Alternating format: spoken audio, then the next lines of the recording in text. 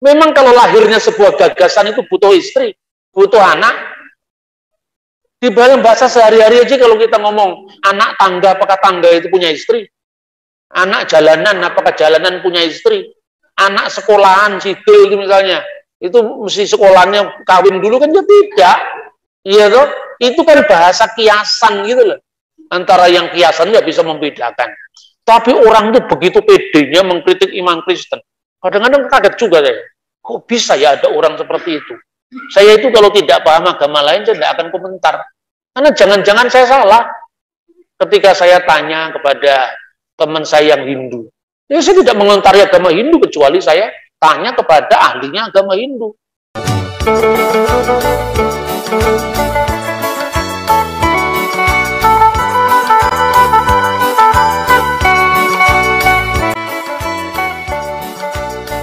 Saudara-saudara, itu bagaimana hubungan kita di tengah-tengah masyarakat majemuk, ya?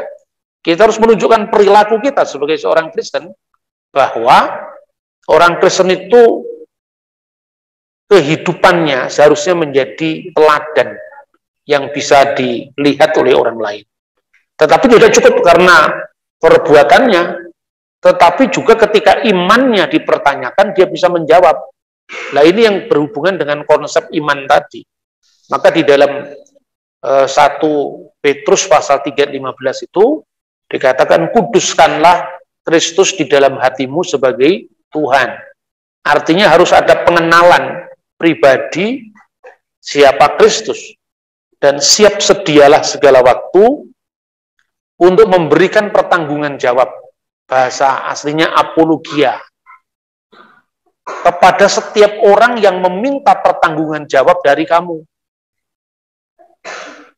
Tentang apa? Tentang pengharapan yang ada padamu. Tetapi haruslah dengan lemah lembut dan hormat, dan dengan hati nurani yang murni, agar orang yang memfitnah kamu karena hidupmu yang saleh di dalam Kristus menjadi malu karena fitnahan mereka itu.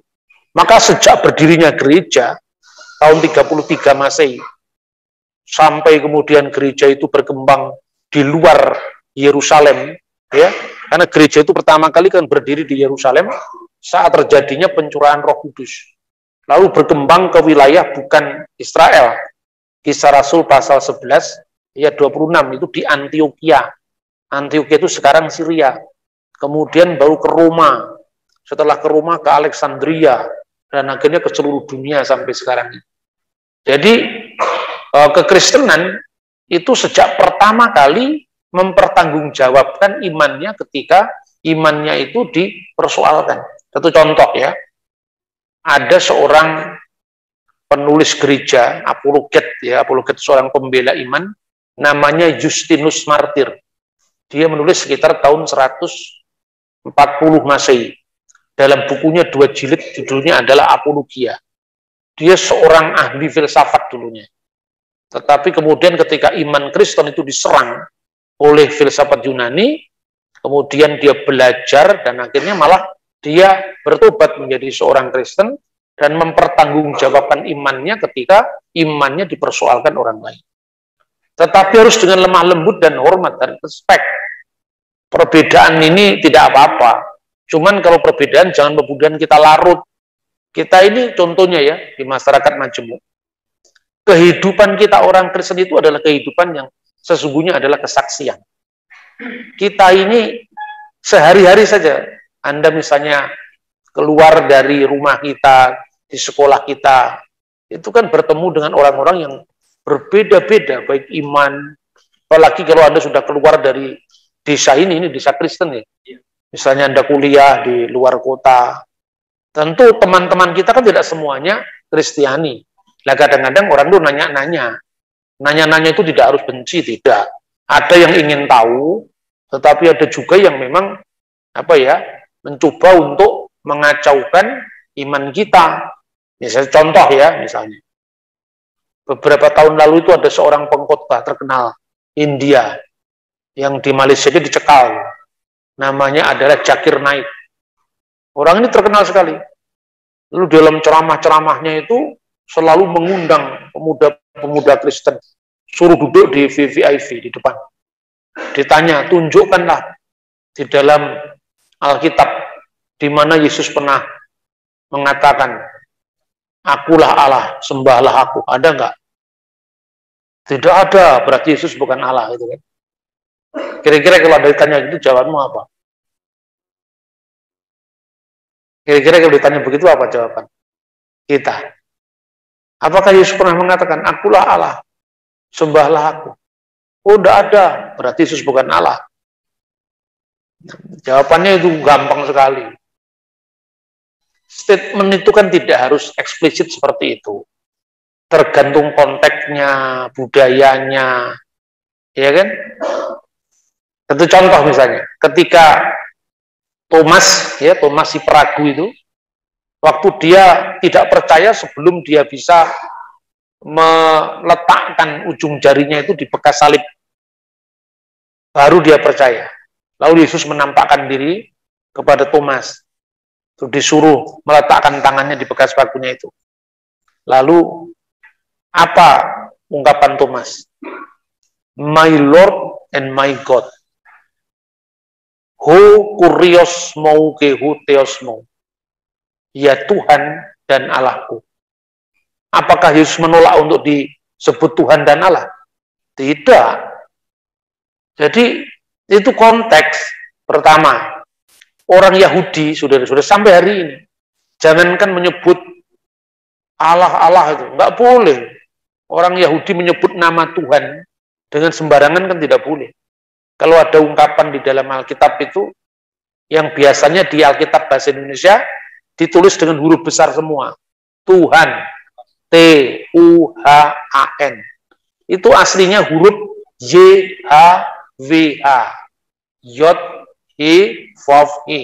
Itu nggak boleh dibaca. Bahkan kalau dibaca itu menurut kitab Talmud, ya, itu termasuk penodaan agama. Kelilat Hashem. Atau lason hara, lidah jahat. Karena tidak boleh kita menyebut Yahweh itu tidak boleh. Tapi kalau Alkitab bahasa Jawa menyebut Yehuwa, itu bacaan kira-kira. Karena itu tradisi akademis. Tetapi orang Yahudi sampai sekarang kalau ada misalnya, orang Yahudi itu kalau 3 kali sehari membaca Shema. Shema itu tertulis di dalam kitab Ulangan, pasal 6 ayat 4. Bunyinya Shema Yisrael, lalu tertulis JHWH Elohenu, JHWH Echad. Nah kata JHWH, Yod-He-Vav-He tidak boleh dibaca Yahweh, tapi dibaca Adonai, sang nama, atau nama di atas segala nama. Maka dibaca Shema Yisrael, Adonai Elohenu, Adonai Echad. Kalau orang Yahudi dari Eropa, namanya orang-orang Yahudi Askenazim dari Jerman, dari Belanda, itu bacanya seperti orang Kristen Protestan, ya. Shema Yisrael, Adonai Elohenu, Adonai Echad. Itu 3 kali sehari dibaca. Tapi kalau orang Yahudi dari Irak, Yahudi dari Mesir, Yahudi dari Timur, pokoknya itu dibaca Shema Yisrael, Adonai Elohenu, Adonai Echad. Nah, Echad itu artinya esa. Jadi tidak boleh mengikuti nama Tuhan dengan sembarangan. Makanya ketika Yesus ketemu dengan orang-orang Yahudi, ketika Yesus mengatakan, Abraham bapamu melihat hariku, dan dia bersuka karena ia akan bersuka karena ia telah melihatnya. Hariku di sini apa? Harinya Sang Mesias. Jadi Yesus itu, ya, sebelum dia datang ke dunia, dia sudah ada. Sebagai apa? Sebagai Sang Firman. Maka dikatakan ingkolo purwo sang sabdo iku ono, dene sang sabdo iku nunggil kelawan Allah, lan sang sabdo iku Allah. Pada mulanya adalah firman, dan firman itu bersama-sama dengan Allah, dan firman itu adalah Allah. Segala sesuatu dijadikan oleh dia. Maksudnya oleh firman itu. Karena Allah menciptakan itu kan, berfirmanlah Allah, jadilah terang, maka terang jadi. Jadi yang disebut firman itu bukan sekedar kata-kata verbal, Tetapi artinya apa? Firman itu artinya akal pikiran Allah. Firman itu artinya hikmat Allah. Firman itu artinya intelektualitas yang ada dalam diri Allah, makanya disebut logos. Nah, kata logos itu yang menjadi bahasa Indonesia logik, logika. Jadi sekarang ibarat manusia. Manusia itu satu kan, tapi ada pikiran dalam dirinya dan ada roh dalam dirinya. Makanya Tritunggal itu bukan tiga Tuhan yang terpisah. Siapa yang bilang begitu? Seperti manusia terdiri di tubuh, jiwa, dan roh. Di dalam diri kita, wujud kita ini kan bentuknya tubuh. Ada jiwa, jiwa berakal yang membedakan kita dengan binatang. Dan roh. Roh dan pikiran kita ada dalam diri kita. Nah, itulah gambarnya tentang Tritunggal. Maka Bapa itu merujuk kepada wujud Allah, Putra itu kata kiasan, yang artinya firman Allah yang olehnya segala sesuatu dijadikan tadi. Dan tanpa dia, tidak ada sesuatu pun yang jadi dari segala yang telah dijadikan. Dan yang ketiga itu adalah roh. Roh itu ada dalam diri Allah. Seperti roh kita ada dalam diri kita. Masa kita mau tanya, Pak Bambang, antara Anda dengan roh Anda lebih tinggi mana? Ya, tidak ada perbandingan, dong, satu. Ya kan? Maka orang ditanya, bagaimana menjelaskan Tritunggal yang lebih mudah? Ya seperti tubuh, jiwa, dan roh. Tapi Allah itu wujudnya bukan tubuh, kan? Allah itu tidak kelihatan. Allah itu tidak terikat oleh ruang dan waktu. Maka disebut Allah itu roh. Itu maknanya bukan Allah itu roh di dalam roh, tidak. Allah itu roh itu artinya Allah itu tidak kasat mata. Allah itu tidak terikat ruang, tidak terikat waktu. Allah yang tidak terikat ruang, tidak terikat waktu, dalam dirinya itu ada firman-Nya dan ada rohnya. Roh itu sumber hidup dalam diri Allah. Nah, maka kalau orang sulit menggambarkan, gambaran yang paling sederhana tentang Tritunggal, Pak, ya itu tadi, seperti manusia terdiri dari wujudnya, ya, kemudian rohnya, dan kemudian pikirannya.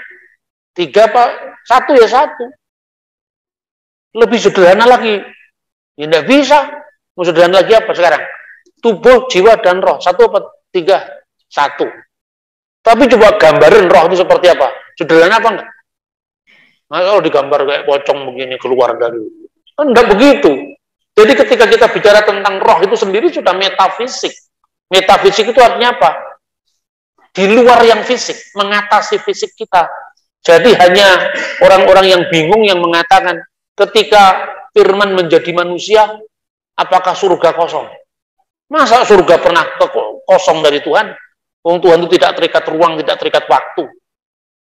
Yang namanya ruang itu muncul karena adanya alam semesta. Benar? Kalau saya di sini, apakah saya ada di Malang? Ya tidak. Karena manusia terikat oleh ruang dan waktu. Mana wujudnya Tuhan? Anda percaya dengan angin apa enggak? Angin itu ada. Gambaran seperti apa angin itu? Tapi angin ada kan? Dia bisa dirasakan kehadirannya. Tapi tidak bisa digambar, memang itu bukan fisik. Sekarang contoh aja. Ini seringkali orang bingung. Maka ketika Yesus mengatakan, Abraham bersuka melihat hariku. Hariku di sini apa? Tuhan menciptakan alam semesta ini pertama kali tertulis di dalam kitab Taurat. Kitab Taurat itu terdiri 5 buku. Taurat bahasa Ibrani diterjemahkan dalam bahasa Taurat.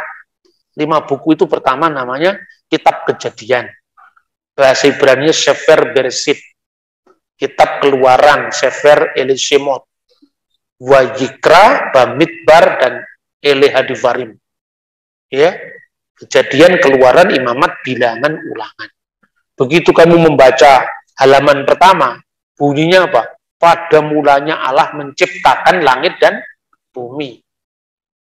Setelah itu, dan bumi itu berbentuk, belum berbentuk. Kegelapan menutupi samudera raya. Dan roh Allah melayang-layang di atas permukaan air. Roh Allah. Jadi setelah Elohim, ruah Elohim. Berfirmanlah Allah. Jadilah terang, maka terang itu jadi. Di sini ada Elohim, ruah Elohim, dan Yumer Elohim, Yehi Or wa Yehi Or. jadilah terang, maka terang itu jadi. Jadi di dalam penciptaan itu sendiri ada Trinitas. Bapa, Putra, dan Roh Kudus. Bapa itu yang disebut dengan wujud Allah Elohim. Firman Allah itu adalah Dafar Elohim, dan Roh Allah itu Ruah Elohim. Nah sekarang pertanyaannya, Anda ketemu sama orang-orang saksi Yehova, ya biasanya mereka kan sombong sekali. Orang biasanya ditanya itu, Yesus itu Tuhan apa Allah? Kalau Yesus itu Tuhan, is oke Pak. Kalau Allah itu ya nggak masuk akal katanya. Kamu mesti jawab, bukan Allah itu tidak masuk akal kalau disebut. Allah itu tuh tidak masuk di akalmu. Karena kamu nggak pinter kalau kamu bisa membedakan satu Tuhan dengan satu bakpao, kamu bisa ngerti. Allah itu sesuatu yang metafisik, bagaimana kamu bisa tunjukkan ruang dan waktu. Kayak misalnya, orang Jawa menyebut Gusti Allah itu tan keno kinoyo ngopo, tan keno winiroso. Ngerti gak artinya? Tidak bisa terbayangkan seperti apa. Tuhan itu mengatasi segala sesuatu, bertakhta di atas terang yang tak terhampiri. Gitu. Kalau ini apa namanya gelas ini ya, ada di sini. Ketika saya tarik ke sini, mau saya minum, di sini kosong karena bendanya pindah ke sini. Ini ruang. Tapi kalau Tuhan apa terikat dengan ruang? Kalau misalnya Tuhan hadir di acara KKR atau di acara ibadah, berapa jumlahnya gereja-gereja di Indonesia? Wah, ribuan jumlahnya. Terus Tuhan sekarang sibuk di Papua, apa enggak? Ada di Segaran sekarang. Nah, yang seperti ini kan mesti clear. Tritunggal itu tidak bicara tentang ruang, waktu, jumlah. Lah orang ditanya aja, ini orang Kristen itu otaknya tidak jalan. Kenapa? 1 ditambah 1 ditambah 1 sama dengan berapa? 1 ditambah 1 sama dengan 3. Kenapa harus kamu tambah? Kenapa nggak dikalikan? Iya kan? Kalau 1 kali 1 kali 1 ada berapa? Ada 1. Karena Tuhan itu bukan soal penjumlahan. Berarti matematika itu sendiri nisbi, relatif. Ya kan? Nah ini loh, kadang-kadang orang tidak paham seperti itu. Maka orang tanya, pada mulanya adalah firman. Dan firman itu bersama-sama dengan Allah. Dan firman itu adalah Allah. Orangnya otaknya nggak sampai bingung. Karena firman digambarkan dengan benda. Kalau satu benda bersama dengan benda yang lain, benda ini beda dengan benda yang satunya. Kalau misalnya Yohanes bersama-sama dengan Markus, apakah Markus adalah Yohanes? Bukan. Karena Yohanes dan Markus itu terikat oleh ruang dan waktu. Kalau sekarang Yohanes ada di Sidoarjo, makan bakso atau tahu lontong, dia tidak bisa berada di Kediri dan makan misalnya tahu takwa gitu. Ngerti nggak? Karena manusia terikat oleh ruang dan waktu. Tapi kalau Tuhan tidak terikat oleh ruang dan waktu, maka kalau dikatakan Yohanes bersama Markus, apakah Yohanes adalah Markus? Ya jelas bukan lah itu. Pastilah orang anak kecil juga ngerti kalau itu. Nah sekarang pertanyaannya, kalau firman bersama-sama dengan Allah, apakah firman adalah Allah? Saya jawab Allah. Lah kok bisa? Kalau Yohanes bersama Markus, Markus bukan Yohanes karena gundulnya Yohanes, gundulnya Markus, ndasmu itu kan terpisah satu sama lain. Bener nggak? Lu mikir kok nggak bisa cerdas? Mau bicara Tuhan, kok bicara matematika, atau bicara Tuhan, bicara fisik. Nanti kalau kamu masuk kuliah, atau ada yang sudah kuliah, toh, kamu belajar yang namanya filsafat, pengantar ilmu filsafat. Nggak usah jauh-jauh ngomong dulu. Disiplin orang berpikir itu yang pertama, manusia itu bisa mencapai tahap-tahap pemikiran. Yang pertama, itu namanya fisik. Jadi kalau Anda mikir Tuhan itu fisik, ketika Yesus disalib surga jadi kosong itu paling rendah pikiran kayak begitu. Ngerti nggak? Fisik itu apa? Kalau tidak ada bendanya, Anda tidak bisa dihitung. Ini air mineral, ini air mineral, ini air mineral. Ada 3 air mineral. Ini fisik kelihatan. Nah setelah fisik, ada yang namanya matesis. Matesis itu kalkulatif, menghitung. 5 kali 5 sama dengan berapa? 25. Mana? 25-nya mana sekarang? Ada di mana 25? Di otak kita, bukan lagi bendanya yang kelihatan. Ya toh? 10 kali 1000 ada berapa? 10.000. Mana 10.000? Terus ada tulis 1, 0, 0, 0. Ya toh? Loh itu kan simbolnya 10.000. Apa itu 10.000 liter, apa 10.000 kubik, kan apa maksudnya di situ? Itu namanya matesis. Jadi tanpa ada bendanya pun ada di pikiran kita. Baru yang ketiga itu namanya metafisik. Meta itu dibalik, fisik itu yang kelihatan. Metafisik itulah misalnya bicara tentang Tuhan, cinta kasih, kerinduan. Anda misalnya mau naksir sama temanmu, gitu. Kamu sudah kerja, sudah baik, ya. Kalau belum kerja, nggak usah naksir-naksir lah. Boleh disimpan dalam hati, gitu. Kalau sekarang sekolah dulu, nggak usah pacar-pacaran. Lirik-lirik boleh, tapi nggak boleh terlalu dekat. Nanti kalau nyetrum bahaya itu, ya kan? Nah sekarang terus kemudian misalnya ada seorang pemuda ini mau ngelamar anaknya majelis gereja, misalnya, Pak, saya mau dengan putrinya Bapak karena saya sangat cinta sama putrinya Bapak. Betapa besar cinta saya. Terus orang tuanya bilang gini, coba kamu timbang dulu berapa kuintal cintamu terhadap anak saya. Hanya orang yang otaknya selirin yang mengatakan begitu. Karena cinta, kerinduan itu bukan sesuatu yang sifatnya fisik. Apalagi Tuhan, gitu loh. Nah, makanya bicara tentang Tritunggal itu bukan bicara benda, bukan bicara hitungan 1, 2, 3, Pak Gendut naik kuda, bukan itu. Ya toh? Makanya ketika Yesus mengatakan, baptiskanlah dalam nama Bapa, Putra, dan Roh Kudus. Dalam nama itu satu, apa bahasa aslinya itu ya, istoonoma, dalam satu nama, itu tunggal. Tapi dalam satu nama itu Bapa, Putra, dan Roh Kudus. Itulah Tritunggal. Jadi ketika Yesus mengatakan Abraham melihat hariku, loh Yesus kan baru lahir pada awal tarik Masehi. Bagaimana kok bisa mengatakan Abraham melihat hariku? Bukankah Abraham itu hidup 2000 tahun sebelum Yesus? Kan begitu kan? Nah, itu harus lihat konteksnya. Di dalam kitab Kejadian pasal 12, ya. Di situ Tuhan berjanji pada Abraham ketika Abraham dipanggil. Ada yang silakan dibaca Kejadian pasal 12 ayat 1 sampai dengan ayat 3, ya kan?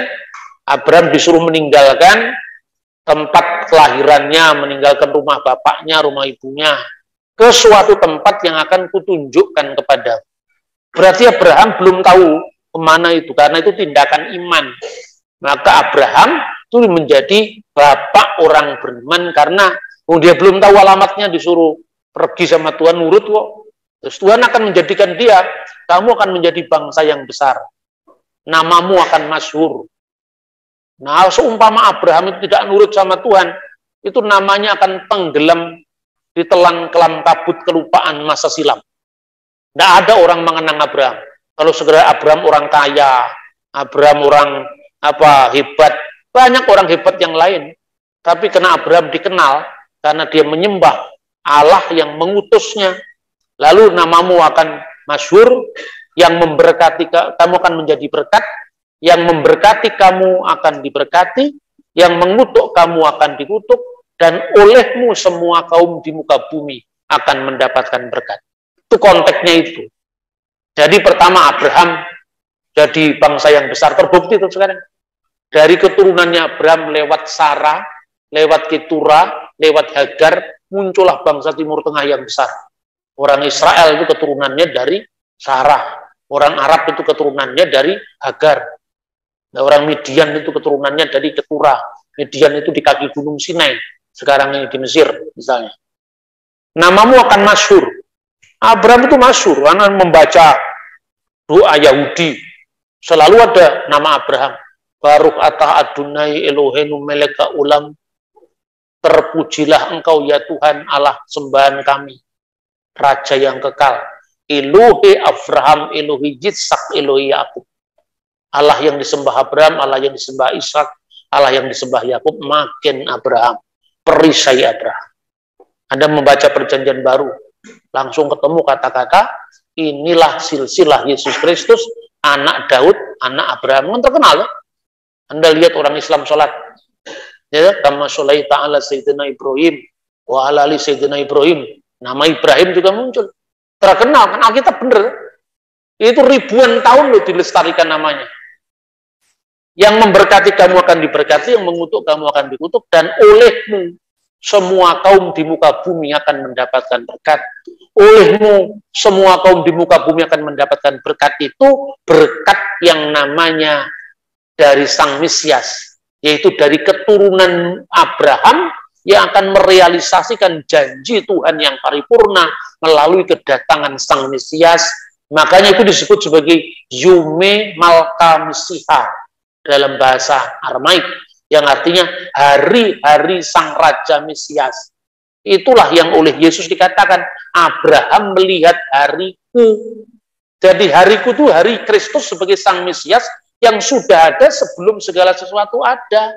Maka saya katakan, orang saksi Yehova yang sulit memahami Yesus itu tidak praeksisten, artinya sudah ada sebelum kedatangannya ke dunia. Saya tanya, kamu lepaskan dulu pikiranmu Yesus dalam sosoknya sebagai manusia. Lalu kamu bayangkan, firman Allah yang kekal, yang menciptakan alam semesta. Itulah yang Injil katakan pada mulanya adalah firman. Terus saya tanya sekarang sama kamu. Kamu pikirkan, Allah menciptakan alam semesta ini caranya bagaimana? Berfirman, Pak. Berfirmanlah Allah, jadilah terang, maka terang itu jadi.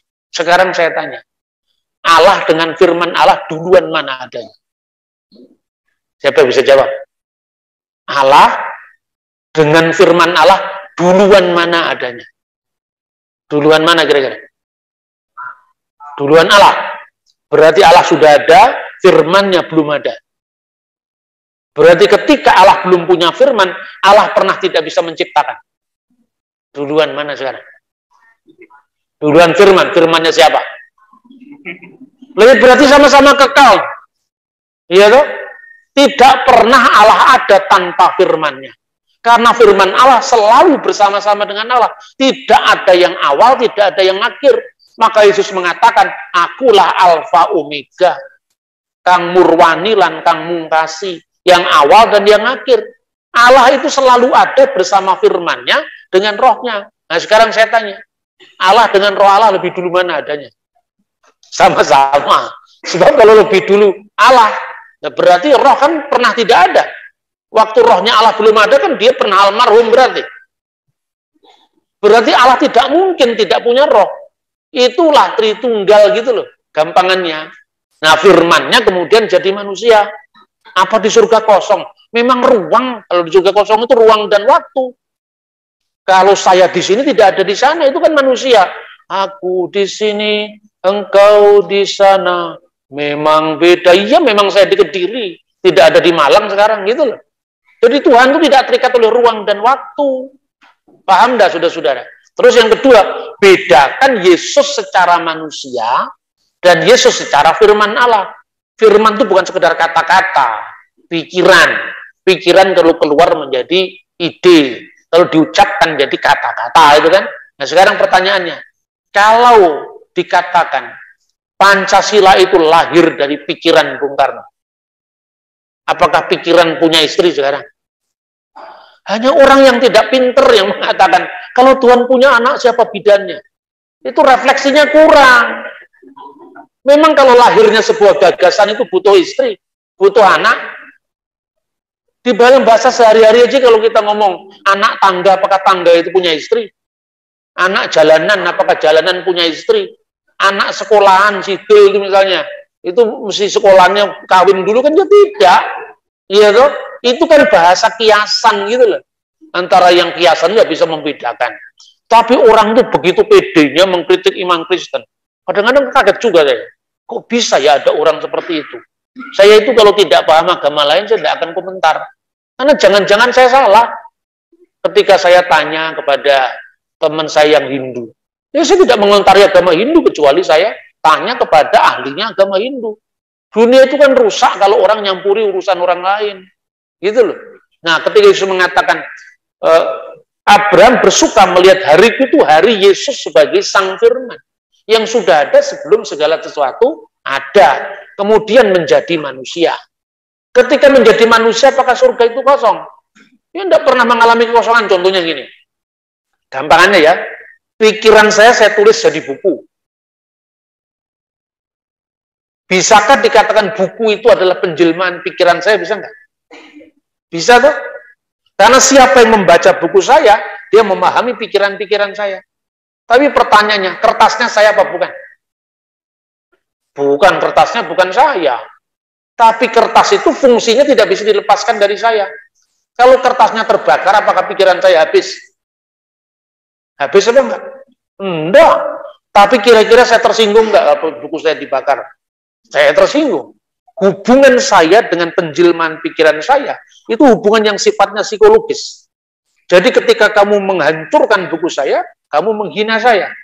Tetapi badan saya tidak ikut sakit karena kertas buku saya Anda lecehkan.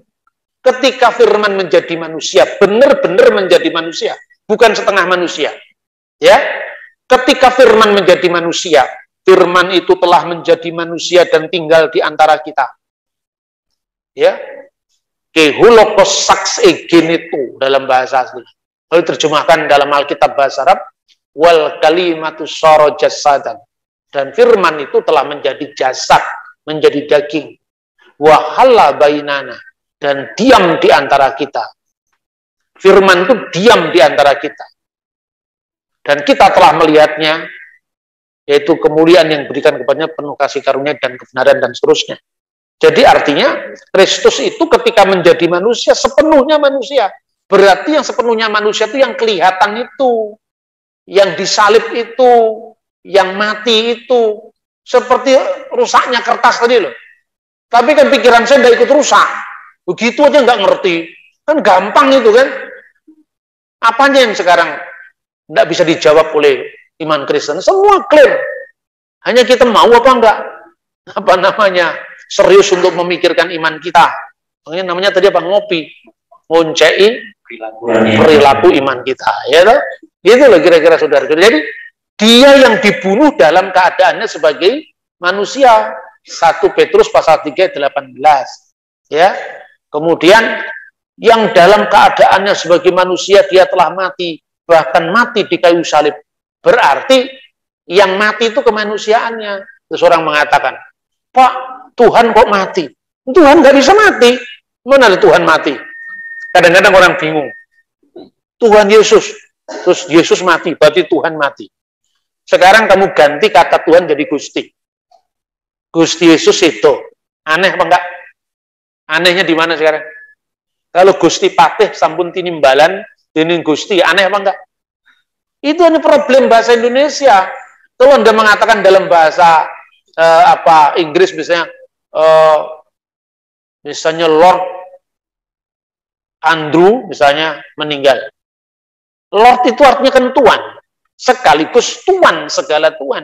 Maka kalau dalam bahasa Jawa Gusti Pangeran Diponegoro Sido wonten ing Manado. Aneh apa enggak? Wong Gusti itu gelar. Tapi kalau Anda mengatakan Gusti Yesus, berarti karena Kristus itu, ya, dari jabatan kemanusiaannya itu Gusti, makanya ya yang seto ya Yesusnya, bukan Gustinya, karena Gusti itu gelar. Tapi Alkitab tidak pernah mengatakan Allah mati, tidak pernah ada. Itulah bedanya antara kata Tuhan dan kata Allah. Nah, bahasa Indonesia kita tidak punya kata yang double, begitu maknanya tidak punya. Bahasa Inggris punya Lord. Lord itu bisa Lord Charles, bisa Lord God. Bahasa Ibrani, bahasa Latin, semua punya. Adonai bisa berarti Tuhan, bisa berarti Tuhan. Kurios bisa berarti Tuhan, bisa berarti Tuhan. Gusti bisa berarti Tuhan, bisa berarti Tuhan. Tapi kalau Tuhan bahasa Indonesia, itu baru kira-kira abad 19 berubah makna. Jadi kita mesti belajar perkembangan bahasa itu seperti apa, terus mikir boleh, tapi referensi harus banyak. Ya, saya kalau ada orang Kristen kemudian sedikit aja disinggung imannya bingung, orang kok bingungan, kok ya tanya, referensinya banyak. Kalau kamu nanya jangan langsung percaya, jangan gampang percaya, dicek and recheck dulu. Ya, jadi itu. Dan terakhir. Sekarang ini kan era informasi, revolusi industri keempat ini sekarang ini. Jadi apa yang sekarang tidak bisa kita saksikan? Saya di Jogja beberapa saat lalu ada seminar, ya, Kemudian ada orang bertanya, bagaimana cara menjawab kita Alkitab kita itu tuduh palsu? Itu ada beberapa orang kan biasanya selalu bawa HP kan. Ya gampang. Kok gampang? Bapak kok selalu ngomongnya gampang? Ya memang gampang kok. Kenapa kamu persulit sendiri? Coba sekarang buka Google, ya, saya tanya gitu. Tulis www.libiblepapyri.com. Tik. Lalu di situ muncul naskah-naskah kuno Alkitab P46. Itu tulis surat-surat rasuli, khususnya Rasul Paulus. Rasul Paulus itu secara historis meninggal di Roma tahun 67 Masehi. Rasul Petrus meninggal tahun 64 Masehi. Hasil uji karbon surat-surat perjanjian baru yang ditulisnya itu dari tahun 85. Hanya ada jarak 18 tahun. Itu naskahnya sekarang disimpan di Bibliotheca Bodmeriana Swiss. Kalau dulu ya kira-kira tahun 97 itu saya harus ke Swiss, kan saya ini orang gampang tidak percaya tuh. Saya itu enggak gampang percaya gitu. Ah, masa bener. Saya punya relasi, punya rezeki, lalu saya datang ke Switzerland, saya lihat bener, oh iya ternyata ada memang. Kalau sekarang Anda nggak perlu ke Swiss. Anda cukup buka Google itu ketemu sekarang. Per halaman dari perjanjian baru. Kurang apa sekarang ini? Jadi kalau generasi saya sekarang ini, Anda tidak lebih pintar dari saya, Anda salah. Dosa Anda. Karena malas mikir. Fasilitas ada. Orang kalau mau pergi ke Swiss, harus nabung berapa tahun Anda harus pergi ke sana. Nah, sekarang Anda cuma punya pulsa 100.000 bisa keliling dunia kok. Iya toh? Di situ ada naskah yang namanya papirus. Papirus itu bahan kertas kuno yang biasanya dibuat di Mesir dulu. Banyak di Sungai Nil ini. Jadi seperti pohon tebu itu ya panjang-panjang, lalu dikuliti. Kulitnya itu kemudian yang dijadikan bahan untuk bikin tas. Makanya Musa itu dilarung di Sungai Nil, itu bukan dari daun pandan.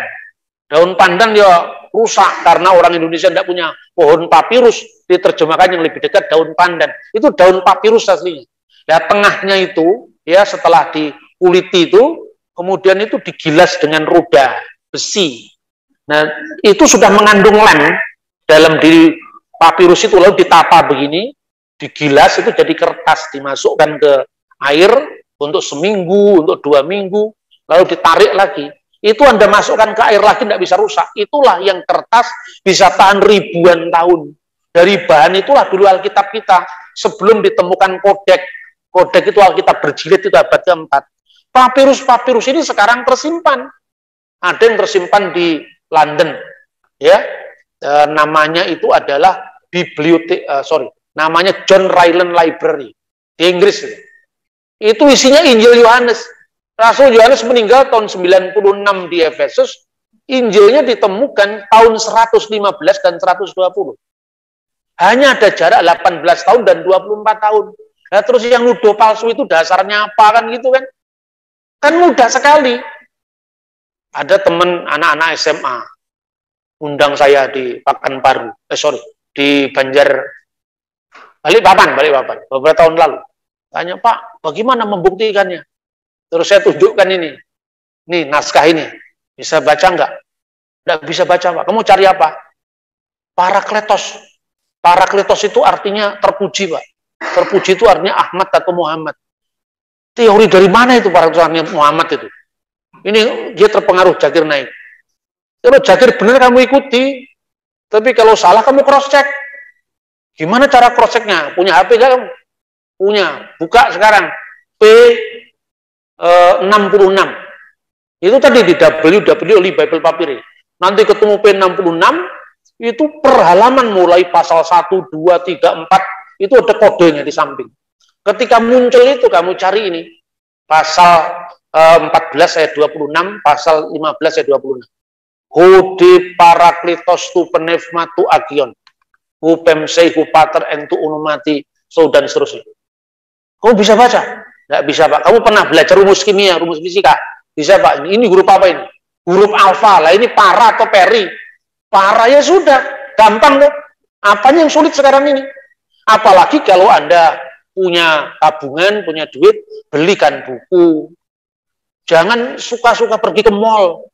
Itu hobi yang kurang terpelajar. Mesti pergi ke toko buku, perpustakaan. Kalau ketemu jodohmu itu di mall, itu alamat itu. Tidak bagus.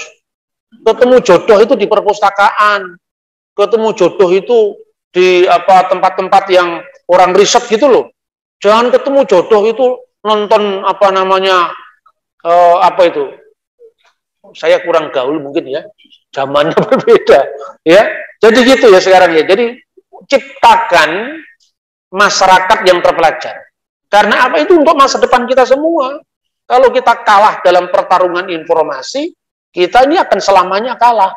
Nah, itu contoh-contoh bagaimana ternyata teknologi canggih itu bisa membimbing kita. Nah, dari bahan seperti itu ya, terus nanti abad keempat namanya kodek, ada kodek Vatikanus, disimpan di Vatikan, kodek Sinaiticus ditemukan di sini, dan seterusnya. Itu saya kira. Iya. Iya, terima kasih banyak untuk saya komplimen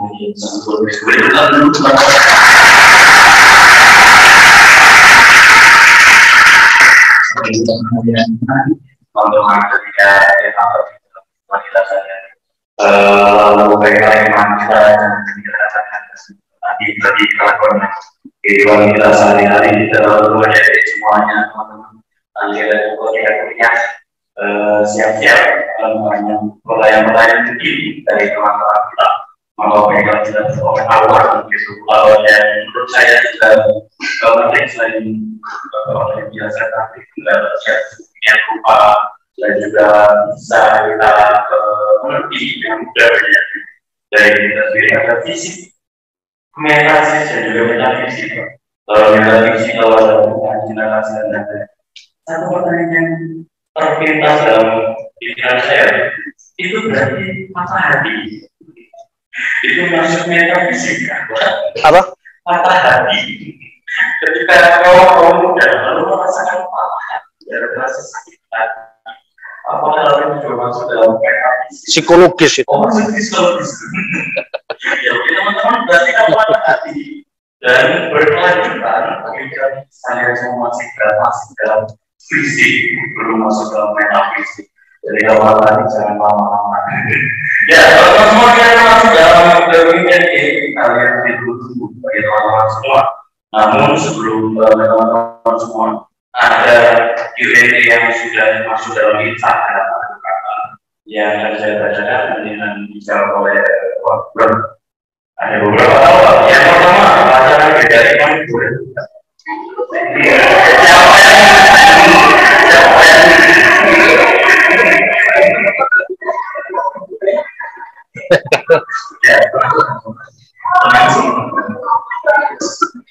Oke, teman-teman semuanya, mari kita dengarkan jawaban.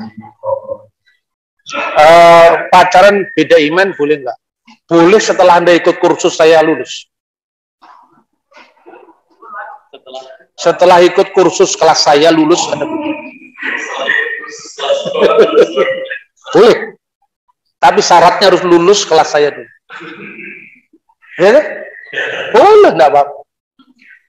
Harus lulus kelas saya itu ya, termasuk ada materi psikologinya, materi perbandingan agama, baru boleh.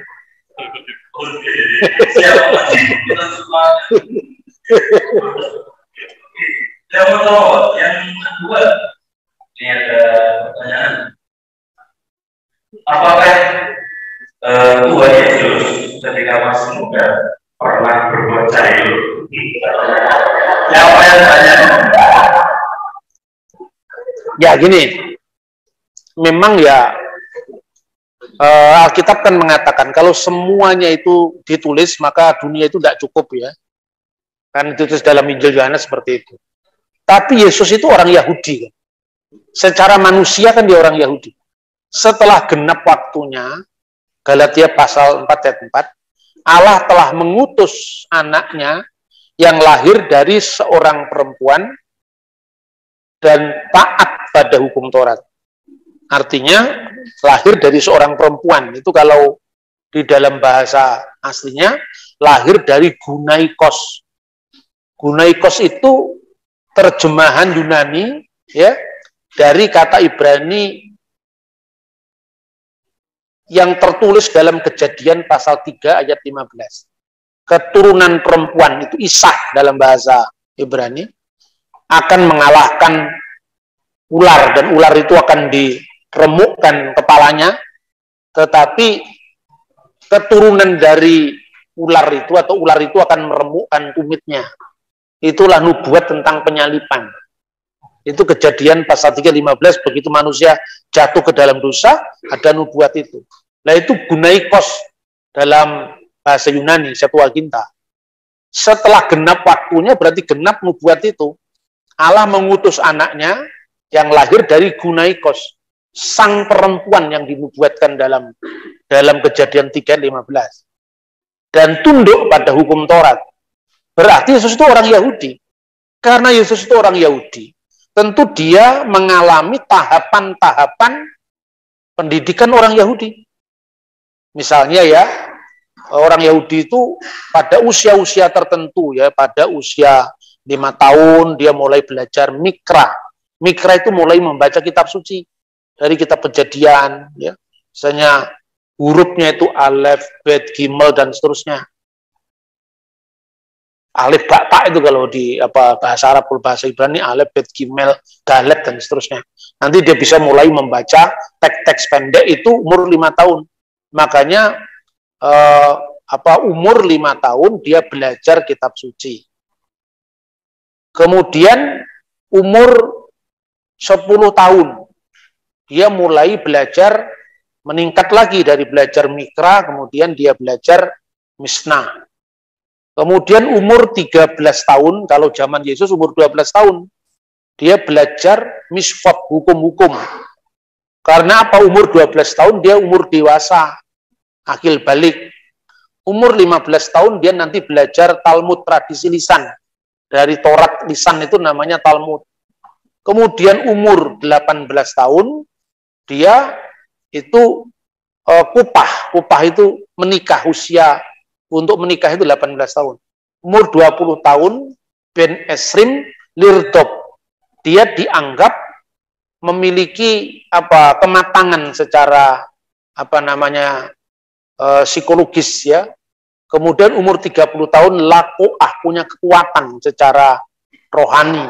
Makanya umur 30 tahun orang Yahudi baru boleh mengajar di depan umum. Makanya dilihat di dalam Alkitab itu. Kumpulkanlah orang-orang Israel dari umur 30 tahun sampai 50 tahun, itu dia dianggap bisa melayani di kemah suci. Makanya ketika Yesus mengatakan Abraham melihat hariku, dia akan bersyukur karena dia telah melihatnya. Umurmu belum 50 tahun. Karena 50 tahun itu adalah usia kematangan dalam pelayanan. Sebagai orang Yahudi tentu Yesus tidak lepas daripada itu. Makanya beberapa saat lalu itu kan ada seorang pelawak itu loh, Kristen namanya Mongol. Itu dihantam-hantam sama orang Kristen.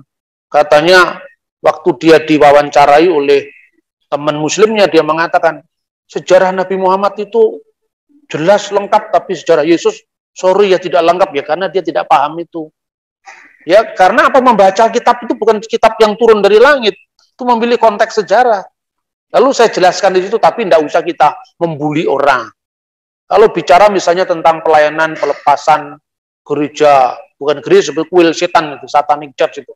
Ya mungkin Mongol lebih tahu saya tidak pernah ikut yang aneh-aneh begitu. Jadi kita ini saling melengkapi, tidak usah saling membuli. Ya, saya jelaskan itu. Nah sekarang pertanyaannya, Alkitab itu hanya menceritakan misalnya Yesus umur 8 hari dibawa ke Bait Allah. Untuk apa? Disunat. Itu namanya Brit Milah, usia penyunatan. Orang Yahudi, usia itu diukur dari hari penyunatan, bukan hari kelahiran. Makanya sekalipun Yesus itu lahirnya 25 Desember, tahun barunya kan 1 Januari. Karena dihitungnya sejak hari sunatnya Yesus. Itu kalau di gereja-gereja kuno disebut sebagai Kitan Al-Masih. Itulah tahun barunya.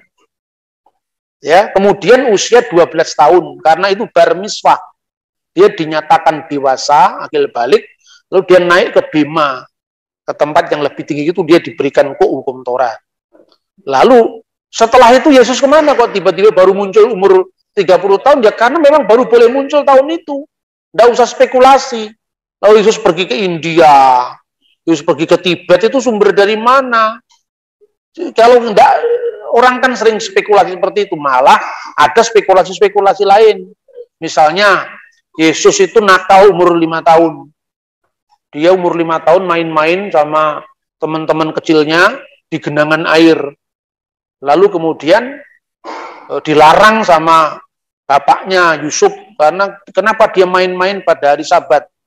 Lalu Yesus mengumpulkan tanah liat itu dibentuk seperti burung-burung.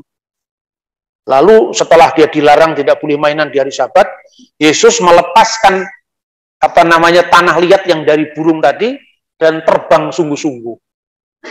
Itu tertulis dalam buku apa? Namanya Injil Thomas dari abad keempat tahun 400-an. Lalu digambarkan Yesus umur 5 tahun juga, dia main-main sama temennya di loteng. Lalu temennya itu dijatuhkan sama dia sampai mati.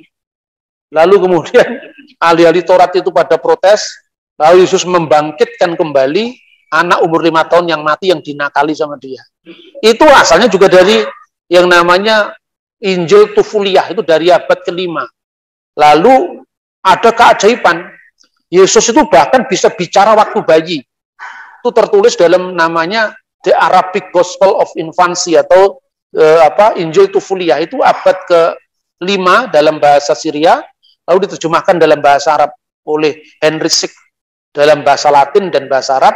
Bahasa Latinnya itu Liber de Infantia. Di buku itu diceritakan Yesus telah bisa bicara pada waktu bayi ketika digendong ibunya Maria. Jadi banyak orang menuduh, kenapa di antara ratusan Injil hanya ada 4 yang diterima orang Kristen? Ini orang kurang gaul, kurang baca. Memang sejak abad pertama cuma ada 4 itu, tidak ada Injil-Injil yang lain. Memangnya adanya 4 itu. Nah itu yang namanya Injil Maria Magdalena, itu tahun berapa?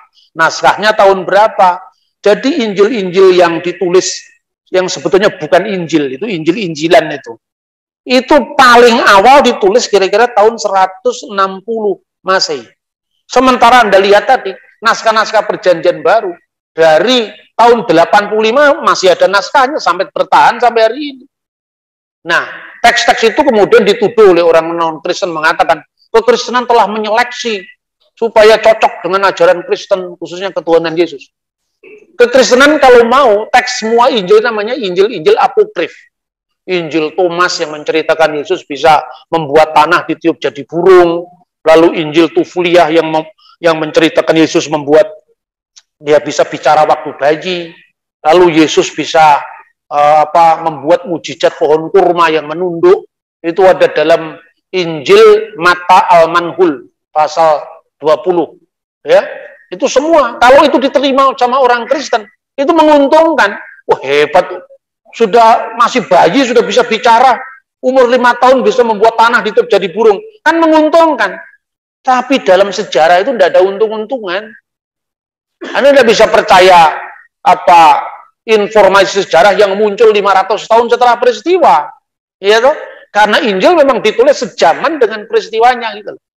Nah, jangan seperti itu. Jadi kisah-kisah aneh itu muncul karena orang berspekulasi dan itu tidak bernilai historis. Jadi sekalipun mungkin bagi orang Kristen yang suka dongeng itu menyenangkan, ya menyenangkan telinga kita, tapi itu bukan fakta sejarah. Jadi oleh gereja ditolak. Sekalipun itu menguntungkan kalau bicara untung-untungan, tapi kan nggak diterima sama kekristenan karena cerita itu tidak bernilai historis. Ya, saya kira itu. Iya, terima kasih banyak Pak.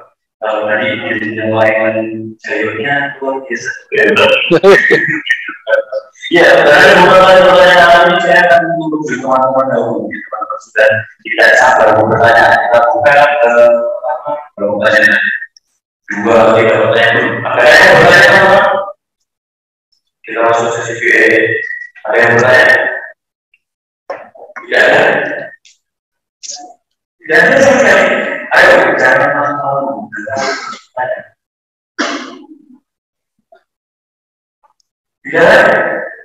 Kalau tidak ada, pertanyaan. Boleh Pak, saya tanya. Oh iya, ya. Terima kasih. Saya akan berbicara. Ya. Oh,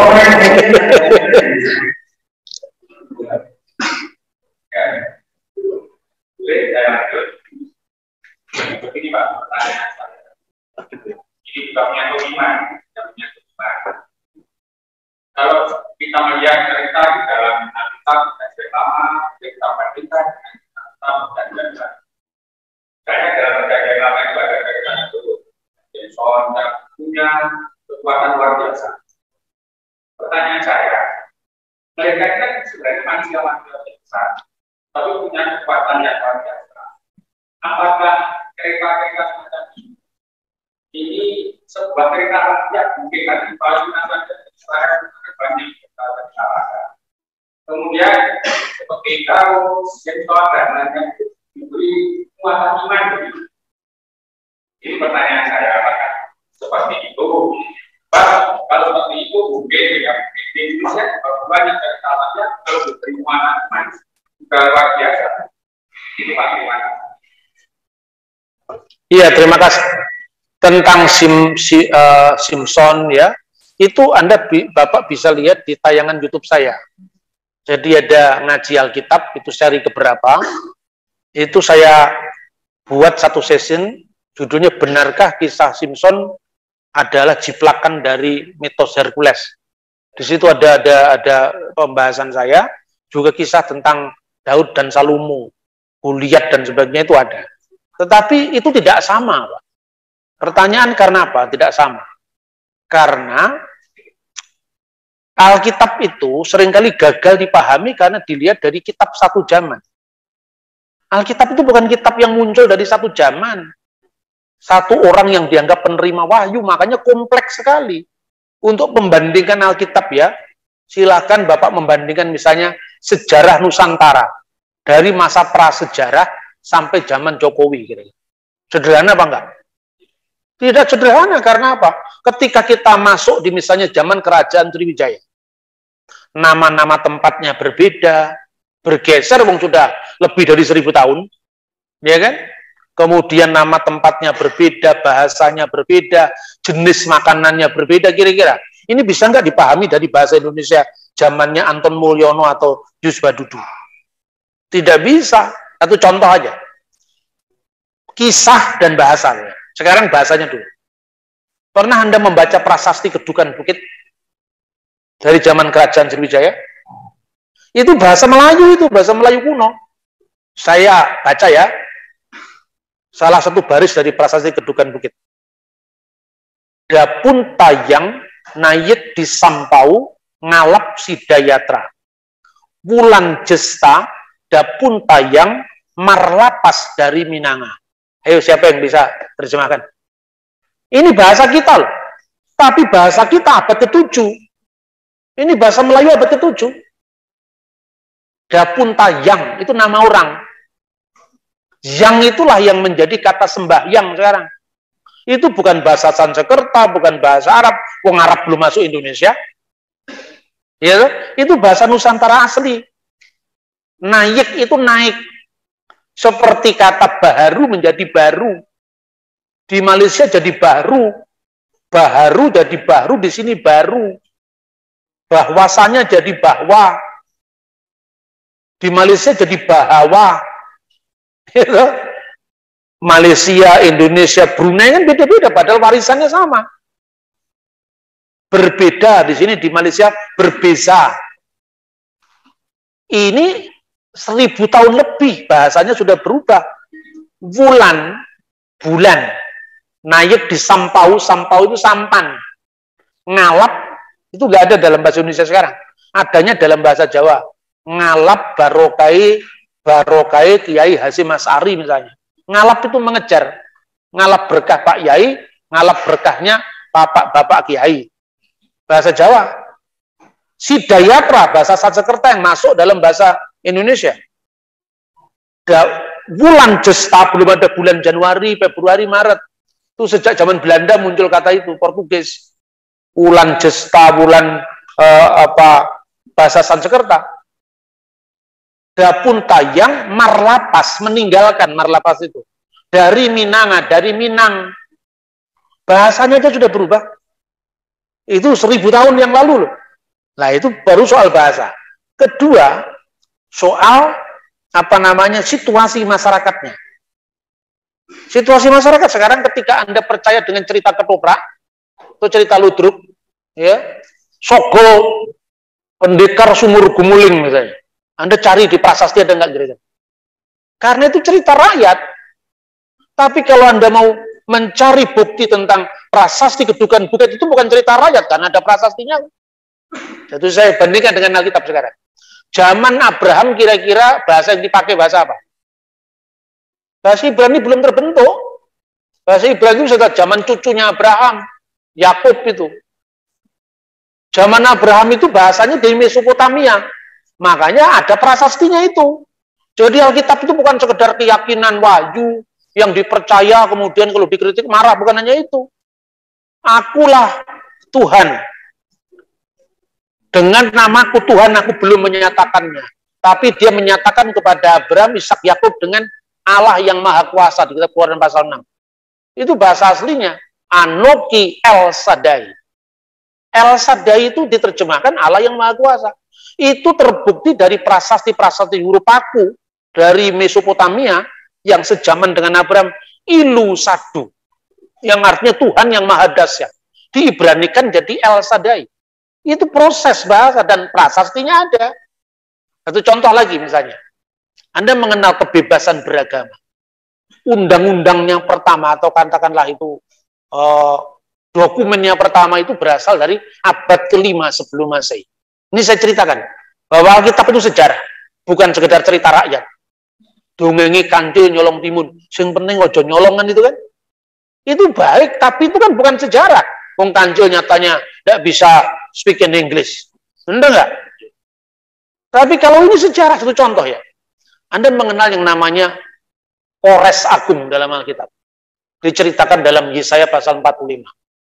Kores Agung itu adalah, dulu itu mungkin dianggap, oh ini cerita-cerita yang mungkin tidak bernilai historis.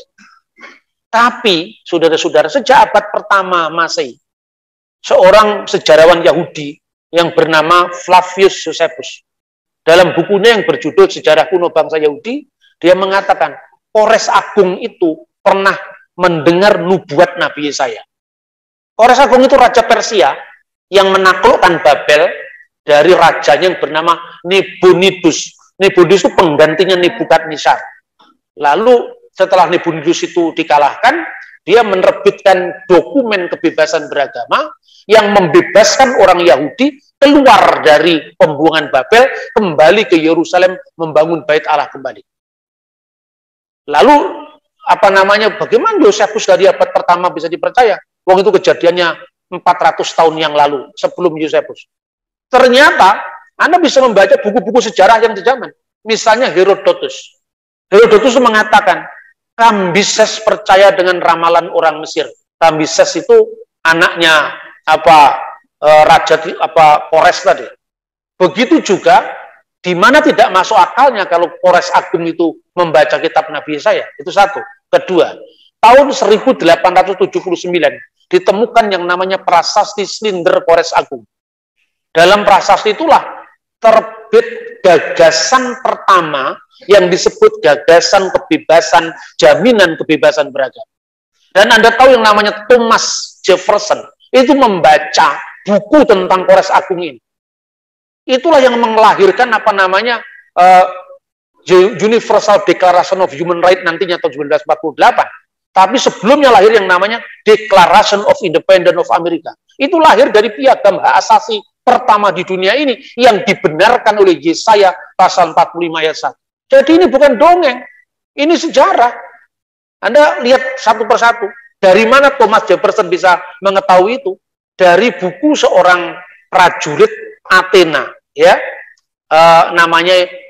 Dia nulis buku, judulnya buku itu adalah Quiropedia. Jadi sekarang ada ensiklopedia, Wikipedia. Itu abad keempat sebelum Masehi sudah ada buku namanya Quiropedia. Siropede itu ditulis oleh seorang prajurit Roma yang mengagumi gagasan kebebasan beragama dari Kores Agung. Dari buku itu yang dibaca Thomas Jefferson, bapaknya bangsa Amerika itu. Dari situ lahirlah piagam HAM, hak asasi manusia. Dari situ lahirlah kebebasan beragama sekarang ini. Dan siapa teks suci yang pertama membenarkan Kores Agung? Yesaya 45 ayat 1. Itu bukti. Satu contoh lagi misalnya. Anda membaca teks yang namanya Bileam bin Beor. Itu ditemukan prasastinya di Yordan. Dan jelas sekali bahwa kisah-kisah kitab suci itu bukan sekedar kisah kesaktian yang diberikan stempel normatif ya, bukan sekedar itu. Jadi misalnya ya, Anda lihat sekarang ketika Laban ketemu dengan Yakub, itu kan asal usulnya dari Mesopotamia, sekarang itu Irak sekarang. Yakub ini mengingini putrinya Laban yang namanya Rahel. Tetapi itu belum boleh menurut adat orang Mesopotamia saat itu. Dia harus dapat dulu Lea. Maka ketika sampai di tendanya, di kemahnya, dia baru tahu ternyata itu bukan Rahel yang dicintainya. Ternyata kakaknya. Pertanyaannya, kenapa Yakub tidak tahu kalau itu bukan Rahel tapi Lea? Karena memakai hijab. Jadi hijab pertama kali itu bukan zaman Islam, itu budaya Hammurabi, kira-kira tahun 1700 sebelum Masehi. Dan itu terekam dalam kitab suci. Makanya dikatakan kenapa Yakub tidak tahu kalau itu Rahel tapi Lea, karena tertutup. Ketika dibuka cadarnya ini, oh lah kok kakaknya bukan adiknya. Makanya dalam perkawinan orang Yahudi sekarang ada yang namanya tradisi bedeken. Jadi penyingkapan kerudung itu asalnya dari Yahudi dari Mesopotamia. Setelah Yakub protes, Yakub mengatakan, itu tidak lazim di sini. Berarti apa? Budayanya Laban di Mesopotamia beda dengan budayanya Yakub di Israel. Lalu ketika membuat suatu perjanjian, Laban menamainya Yegar Sehaduta. Yakub menamainya Galet. Itu dalam Alkitab ada itu. Kenapa Galet? Galet itu bahasa Ibrani. Artinya timbunan batu. Sementara Laban menamakan Yegar Sehaduta, yang artinya batu syahadat, batu kesaksian. Dari bahasanya kelihatan, ini bahasa Aram, ini bahasa Ibrani. Mirip dengan saya kasih contoh tadi, tentang prasasti kedukan bukit tadi. Di mana ada kitab suci yang sehistoris ini sekarang? Saya tanya kepada Anda. Biasanya kalau ngomong kitab suci kan, ini firman Tuhan, yang disampaikan oleh Nabi, ini hanya itu kan. Di mana kitab suci yang bisa dikupas secara historis seperti ini? Sampai piagam HAM yang tadi saya ceritakan pun, itu dibenarkan oleh Tuhan dalam Yesaya pasal 45 ayat 1. Dan menurut Josephus, memang yang namanya Kores Agung membaca nubuat Nabi Yesaya. Runutan kisahnya, argumentasi, sejarahnya, bahasanya, semua ketemu. Jadi sekarang contoh, ketika Yakub di tanah Mesir, istrinya namanya siapa? Yusuf di tanah Mesir. Istrinya namanya siapa? Asnat. Asnat itu bahasa Mesir, bukan bahasa Ibrani. Karena waktu itu tinggalnya di Mesir, bahasanya orang Mesir, bahasa hieroglif, bukan bahasa Ibrani. Nama anaknya Asnat. Asnat itu hanya kekasih Nait. Nait itu Dewi Kecantikan.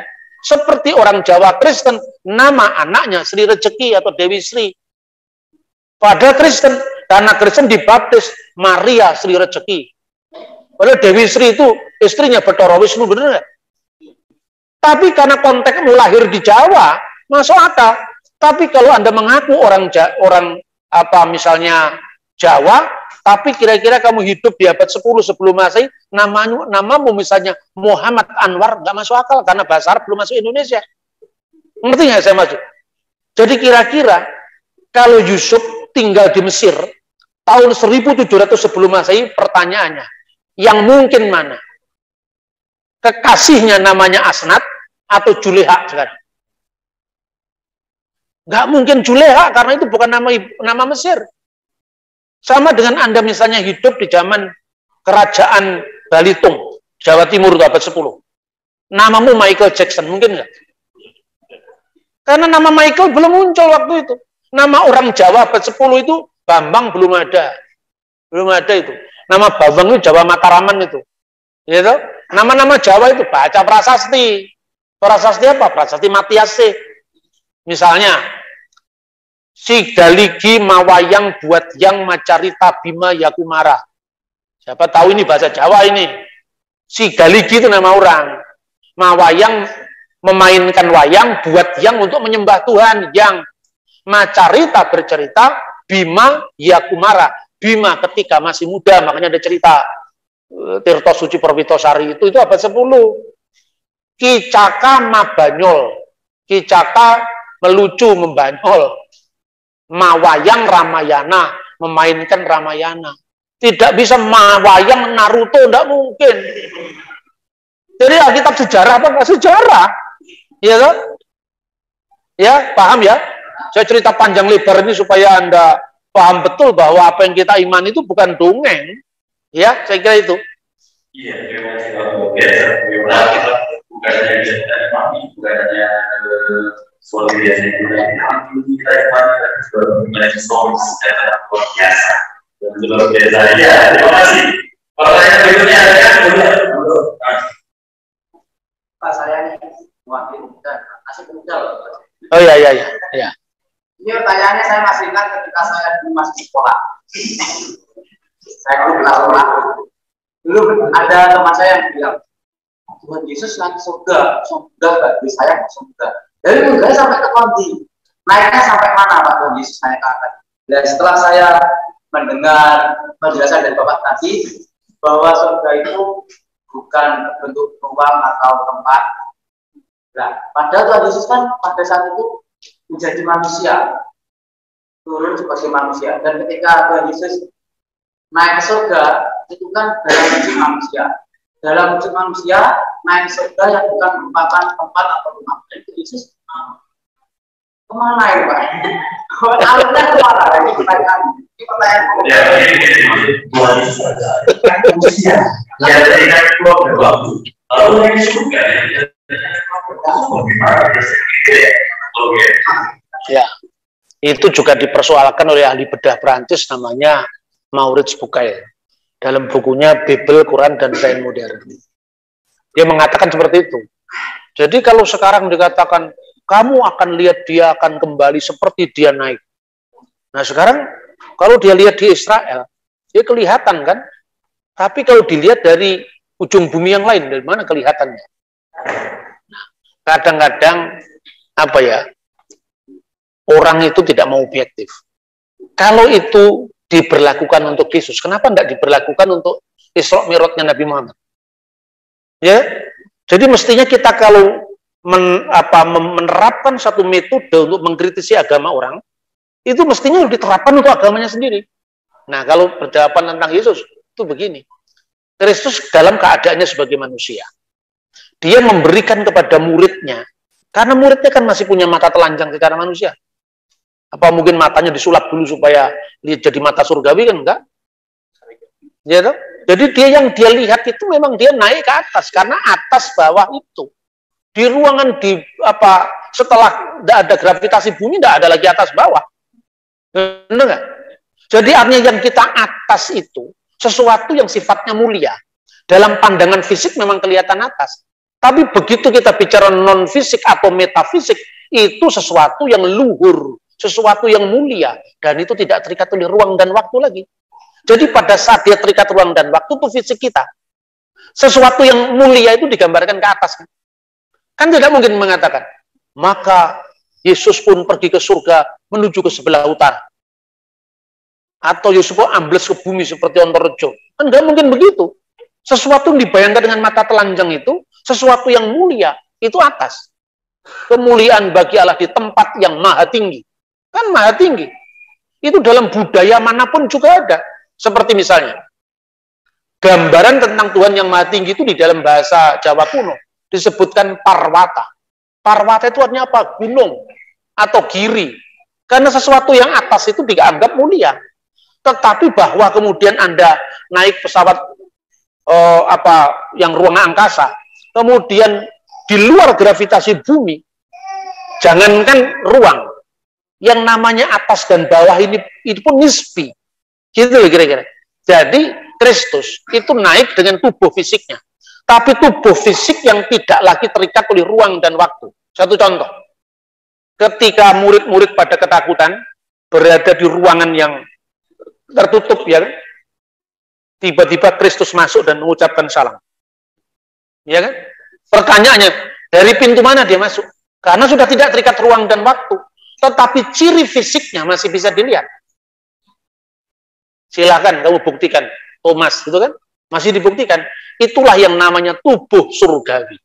Tubuh surgawi itulah yang kita kenakan nanti ketika kita sudah dimuliakan karena Kristus. Jadi kita manunggal dengan Kristus itu dengan tubuh surgawinya. Karena Allah tidak bisa terikat oleh ruang dan waktu. Tetapi Kristus memberikan percontohan, makanya dia disebut yang pertama bangkit dari antara orang mati. Jadi konsep manunggalin kawula Gusti dalam Kristen itu ada. Tapi kita tidak manunggal dengan zatnya Tuhan. Karena Tuhan itu tidak mungkin kita bisa lebur dalam ketuhanan. Tapi kita bisa menyatu dengan tubuh surgawi Sang Kristus. Karena apa? Firman telah menjadi manusia. Sama seperti kita. Hanya kemanusiaan yang sudah jatuh ke dalam dosa itu ditransformasi. Jadi nanti di surga atau di Firdaus sebelum pengadilan akhir, saya nanti bisa ketemu kalau saya sudah dipanggil Tuhan, ketemu dengan Pak Pendeta, ya bisa ketemu nanti saya di sana. Loh Pak, dulu kita pernah seminar di Segaran, ya, tapi sudah tidak ada fresh care, tidak ada minyak kayu putih. Karena apa? Tubuh kita sudah ditransformasi menjadi tubuh surgawi, itu yang dicatat dalam 1 Korintus pasal 15. Jadi tubuh surgawi itu sudah tidak lagi terikat oleh ruang, waktu, arah, atas, bawah, enggak. Karena di dalam Tuhan itu tidak ada atas, bawah, utara, selatan, itu tidak berlaku. Di luar gravitasi itu sudah berlaku, apalagi di depan Tuhan. Paham ya? Jadi atas itu maksudnya bukan sekedar arah. Ketika kita dalam keadaan mata telanjang kita masih terbatas oleh arah, terbatas oleh ruang. Tetapi yang disebut yang mulia, surga, itu adalah batas mata jasmani kita memandang. Dan itu sudah memasuki mata rohani kita. Ya. Bisa dipahami enggak? Oke. Ya, terima kasih banyak Pak. Ya, biasanya bisa kita pahami semuanya ya, sudah masuk dalam bidang visi berbeda begitu mereka mampu dari sisanya bisa masuk mereka membantu masalah seperti itu yang dia sebenarnya menuju surga. Ya, itu teman-teman. Ada pertanyaan lagi teman-teman yang lainnya? Ya, baik. Baik, terima kasih atas kesempatannya. Kaitannya dengan guru atau yang mata atau mata bagian yang apa itu? Pertanyaannya kaitan dengan guru atau mata bagian. Oke. Ya intinya begini ya, di balik alam yang kelihatan ini ada alam yang tidak kelihatan. Tetapi parameternya apa? Kalau orang indigo itu yang dilihat itu si A atau si B, itu jaminannya apa? Karena itu sudah di wilayah pembuktian, bukan wilayah pembuktian, itu subjektif. Karena gini, apa yang kita lihat, apa yang kita lihat dalam pengalaman itu, entah pengalaman sifatnya fisik atau non-fisik, itu terbentuk karena memori otak kita.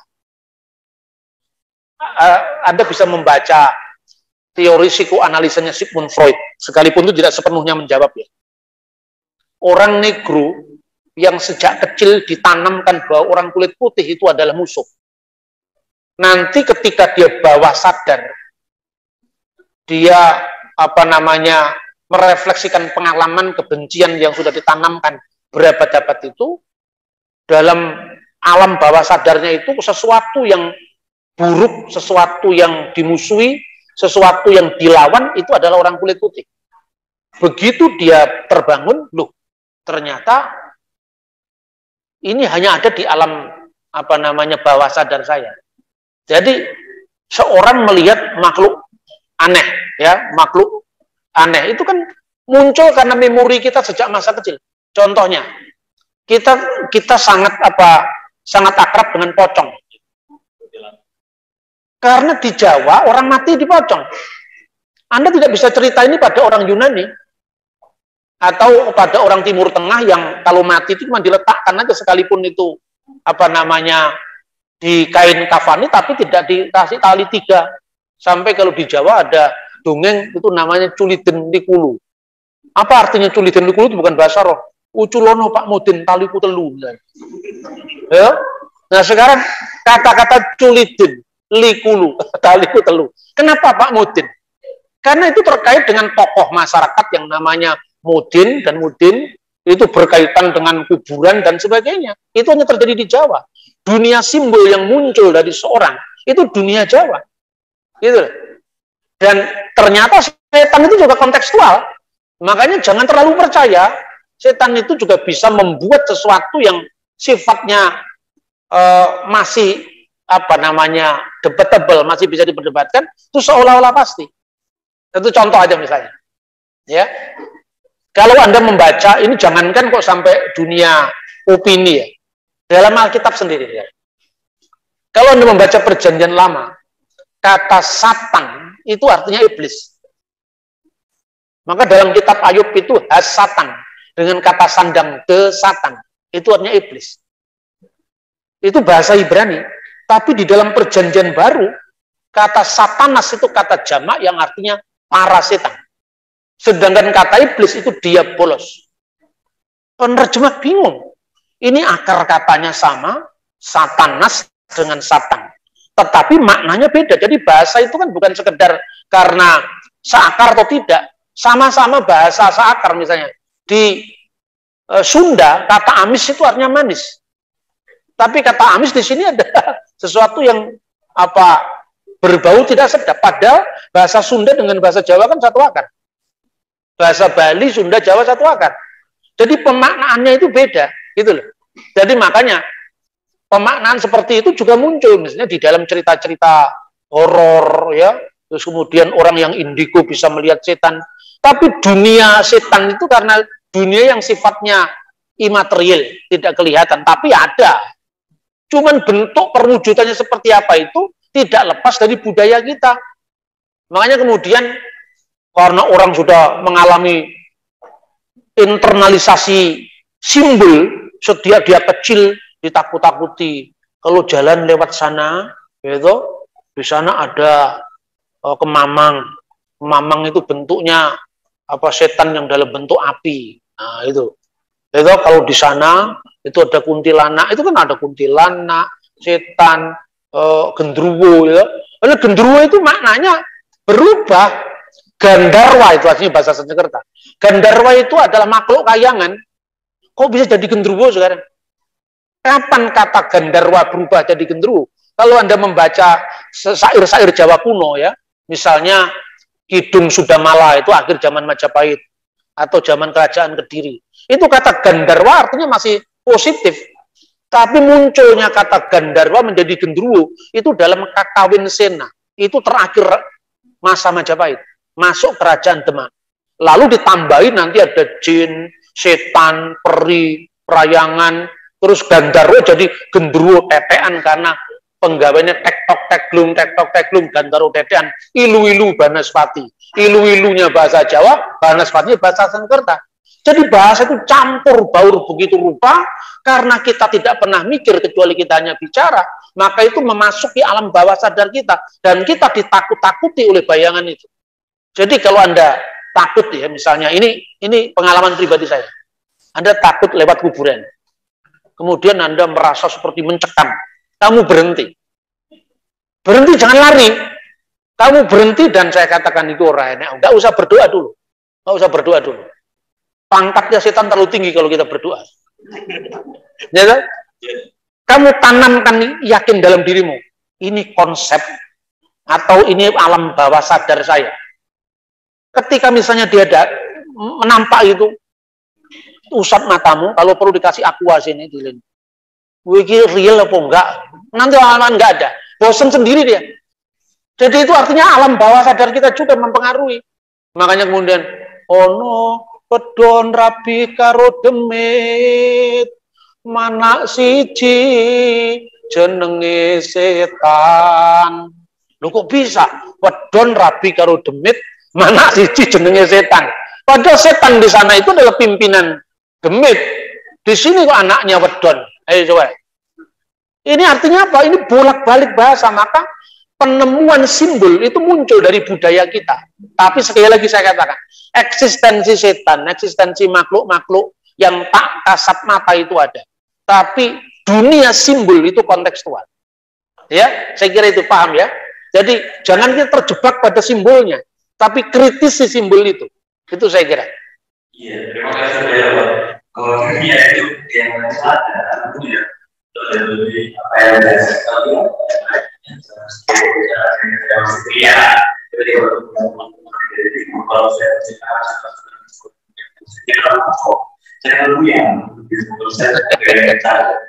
ini bisa terbang kemari dan kami bisa lalu kita sama-sama belajar bahwa kita berbeda dan kita menggunakan kesepian bukan seperti biasa yang kita lakukan. Ya, terima kasih. Karena waktu besok malam, saya berpesan pertanyaan terakhir. Langsung. Ya, boleh lah. Ada Pak Wita. Terima kasih. Gini Pak, mungkin tadi kan sudah banyak penjelasan. Bagaimana cara kita mempertahankan idealis kita, karena bagi saya orang muda masih banyak sekali, entah itu yang namanya duduk, entah itu yang namanya rezeki, itu kan masih berbenturan. Kayak kemarin waktu saya bekerja juga, karena saya sudah lama menggunakan peribadatan. Bagaimana untuk kedepannya supaya di tengah-tengah kehidupan kita tidak meninggalkan ideologi kita sebagai orang-orang Kristen. Sudah. Iya, itu ya. Karena gini, kita harus membangun komitmen yang terus-menerus dengan Tuhan yang kita imani itu. Kalau kita sudah satu, artinya selalu istilahnya itu pengenalan pribadi, membentuk satu hubungan yang dekat sama Tuhan, karib dengan Tuhan, saya kira segala sesuatu itu tidak akan mengena ke kita. Sebab gini, ukurannya gini. Sesuatu yang sifatnya rohani itu kan abadi. Soal harta benda itu kan sifatnya nisbi sekali. Dulu saya usia masih sekitar 30 tahun, 35 tahun itu, idealisme saya itu tinggi sekali. Saya itu kan pecinta buku-buku, ya, koleksi-koleksi itu kalau saya keluar negeri dimanapun saya cari buku. Ketika kemudian saya menikah, uang saya tidak cukup untuk saya membuat rumah yang sesuai dengan standar yang saya inginkan. Lalu teman saya ini mempengaruhi saya untuk saya hidup seperti orang kebanyakan. Saya bilang, Mas, kamu punya tabungan berapa? Segini. Kamu jual aja itu tanahmu itu. Belikan rumah yang lebih biasa di tempat ini. Memang masuk akal, tapi pikiran saya, yang saya butuhkan itu sebetulnya kan hidup saya itu sederhana loh, saudara. Saya itu tidak pernah aneh-aneh itu. Ya, saya itu hidup sederhana. Makan sehari-hari sederhana, keluarga saya sederhana. Tapi yang saya pikir, ini kalau rumah saya tipe 54, buku saya ditaruh di mana? Lah antara kebutuhan idealis, realistis dengan idealisme itu bertabrakan. Idealisme saya bukan saya punya lebih dari satu mobil, baju saya bermerek loh. Saya itu malah punya pandangan kepada saya. Ini baju yang tidak ada mereknya saya pakai, nanti orang ikut pakai. Jadi kamu harus mempengaruhi orang, jangan dipengaruhi orang. Ngerti ya? Kenapa kita mau dipengaruhi orang? Ini baju yang nggak ada mereknya itu, saya pakai nanti orang ikut-ikut pakai. Itu baru kamu bisa mempengaruhi orang. Tapi kalau kamu dipengaruhi orang, berarti kamu tunduk pada pasar yang diciptakan orang. Nah, kekuatan jiwa itu harus ada. Saya sampaikan, akhirnya apa? Keyakinan saya kepada Tuhan, sekalipun itu juga artinya dalam hidup itu ya ada keringnya juga adalah. Saya berdoa cuma begini, Tuhan, untuk ukuran hidup saya sehari-hari sudah terlalu cukup saya. Rumah, anak saya cuma 2, ya, ini sudah terlalu cukup. Tapi buku saya ditaruh di mana? Orang luar tidak bisa paham apa yang saya sampaikan. Karena apa? Ini buku saya kalau dijual harganya lebih mahal dari rumah saya. Coba saya datang di tempat loak buku di Tel Aviv, saya beli buku. Itu mungkin harganya kalau bisa dinilai dengan barang antik ya mahal sekali. Karena apa? Itu naskah foto setiap halaman dari Dead Sea Scroll, naskah gulungan laut mati. Itu isinya Alkitab yang usianya lebih dari 2000 tahun. Orang paham nggak kalau itu barang berharga? Bagi saya itu lebih berharga daripada rumah mewah. Karena kalau rumah mewah itu orang bisa semua bisa beli. Tapi untuk mendapatkan benda ini orang tahu dari mana? Anda tahu, Tuhan menjawab idealisme saya. Karena apa? Ya saya tidak minta apa-apa, saya cuma minta apa? Buku-buku saya ditaruh di mana? Lebih dari 20 tahun saya mengumpulkan ini. Dan nanti kalau saya sudah engkau panggil, saya mati. Bagaimana saya mensosialisasikan buku ini? Kalaupun saya sakit sampai sekarang ini, saya baru operasi, doa saya cuma satu. Tuhan, kapan saja Tuhan panggil saya siap. Tetapi buku yang sudah saya beli dari berbagai macam koleksi kuno, ketika Tuhan panggil saya belum menerjemahkan, belum membuat tayangan minimal YouTube. Lalu apa mungkin generasi setelah saya tahu kalau buku ini penting? Misalnya, Prasasti Silinder Koes Agung yang saya ceritakan. Kalau itu tidak saya muncul dalam ngaji Alkitab, itu bacaan saya kira-kira sudah 15 tahun yang lalu. Tapi karena ada target bahwa saya sekarang membaca kitab Esra, baru bacaan itu muncul kembali. Saya punya koleksi ensiklopedi arkeologi Holy Land sampai pada penemuan terakhir, termasuk dibacanya kembali kitab Ester yang dulunya ketimbun itu anggur selama 2000 tahun. Setelah sekarang ini naskah itu di foto negatif ya, ultraviolet itu, sekarang ternyata kitab Ester yang ditemukan. Nah, yang seperti ini di kalangan sekolah-sekolah teologi atau seminari pun tidak semua orang berminat seperti itu. Pahami? Jadi antara idealisme seperti ini, kalau kita punya panggilan hidup, itu tidak akan luntur. Tapi kalau kita tidak memiliki panggilan yang kuat, itu mudah luntur. Lebih praktis lagi. Misalnya ketika Anda jatuh cinta pada seorang yang secara ideal, secara iman itu tidak cocok dengan kita. Anda perlu mengadakan terapi psikologis. Orang itu jangan terlalu banyak begini, tapi harus begini. Tahu nggak maksud saya? Begini itu afeksi yang jalan. Kalau Anda sudah terikat dengan afeksi, Anda akan gagal. Karena manusia utuh itu manusia yang bisa menyeimbangkan aspek rasio dengan rasa. Kalau orang mengalami seperti itu kan, waduh saya sehari tidak pernah bisa melupakan dia, wajahnya selalu terbayang. Berapa lama kamu kenal dia? Saya tanya. Ya kira-kira 1 bulan ini. Masa 1 bulan memorinya bisa mengalahkan memori pada orang tuamu yang mulai membina kamu dari kecil? Coba, otaknya dipakai, otaknya dipakai, otaknya dipakai. Kurangi begini, perbanyak begini. Itu. Jadi manusia yang menyeimbangkan antara aspek rasa dan rasio. Terus kemudian kalau kamu terbayang-bayang wajah orang yang kamu cintai pada belum tentu cocok dengan kamu bandingkan perbanyak gambar gadis-gadis cantik itu, atau cowok-cowok ganteng itu, kamu print, kemudian dipasang satu-satu. Kamu amati satu-satu dari bentuk hidungnya, bentuk mulutnya. Nanti suatu saat kamu akan refleksi. Ini lebih indah dari ini. Ini lebih indah dari ini. Kalau referensimu banyak, kamu tidak mudah terjebak. Jadi sekarang pesan saya, perbanyak referensi. Baik referensi buku, maupun referensi calon suami atau calon istri. Tapi jangan diapa-apakan. Bahaya itu. Hanya boleh direferensi dalam literatur, ya. Tidak boleh itu masuk di dalam ranah fisik, tidak boleh. Ingat loh, fisik itu yang paling rendah. Itu metafisik dulu. Jadi baru metafisik, baru psikologis, itu baru yang terakhir fisik. Nah kalau kita terjebak di fisik, metafisiknya tidak, makanya permenungannya kurang dalam. Ya, saya kira itu. Nah kalau soal harta benda lebih mudah lagi. Sesuatu yang bisa diberikan selain Tuhan itu tidak abadi. Contohnya, kamu bisa kaya, kamu bisa minta kepada Nyi Blorong. Berarti yang bisa diberikan kepada Nyi Blorong itu tidak abadi.